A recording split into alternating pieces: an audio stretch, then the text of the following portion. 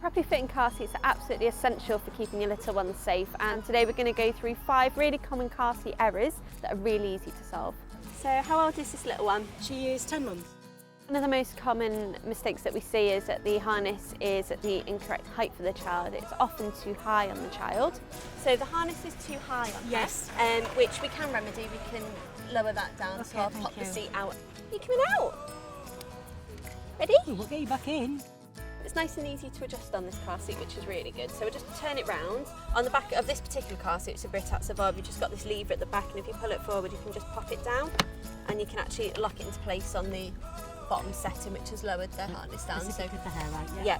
Ideally, whether a child is rear facing or forward facing, you want the height, the shoulder straps to be level with the child's shoulders. In a collision, the harness isn't going to hold the child back in the seat properly, and it can cause further injuries to the child that would have been avoided had the harness been at the correct height.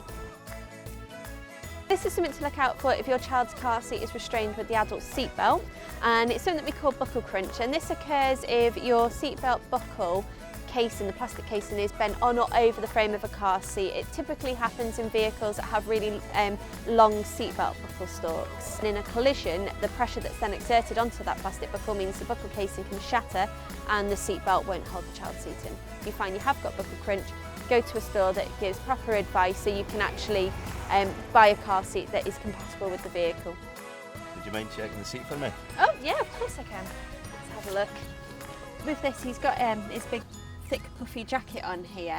What you're going to find this is doing is, as you can see, it's causing the seatbelt not to sit properly on him, you know, getting in the way of this pad here and causing the seatbelt not to fit close to his body, which in an impact that could mean that the seatbelt doesn't restrain him correctly. Okay. Brilliant, thanks for that. That's all right, no problem. So fitting a car seat with the seatbelt can be really, really tricky, and one thing to look out for is that you're not actually routing the seatbelt incorrectly on the car seat. You've routed your seat belt and you've put the chest part of the belt through the red guides, but you've actually put it through both red guides. So it's gone through the red guide here and the red guide on the other side. And this is a really, really common error. A lot of people do it. The only reason you have both of the red guides is in case you wanted to fit your car seat on the opposite side of the vehicle.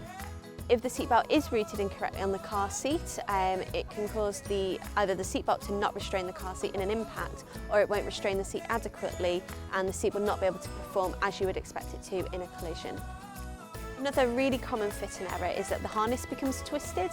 The potential in an impact, again, it may not restrain the child as you would expect it to, and it may not protect the child as you would expect it to in a collision. So she's not actually properly restrained in this seat, and you've got 2 errors here actually. The first one is that your harness is twisted, and you'll find that this is because of the buckle clip here will actually be twisted on the seat, and secondly, the harness is too loose on her.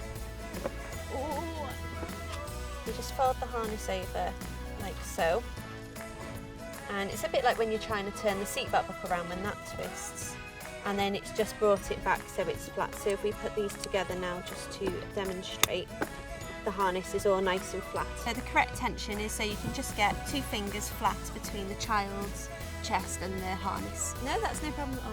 Thank you. Okay, thank you.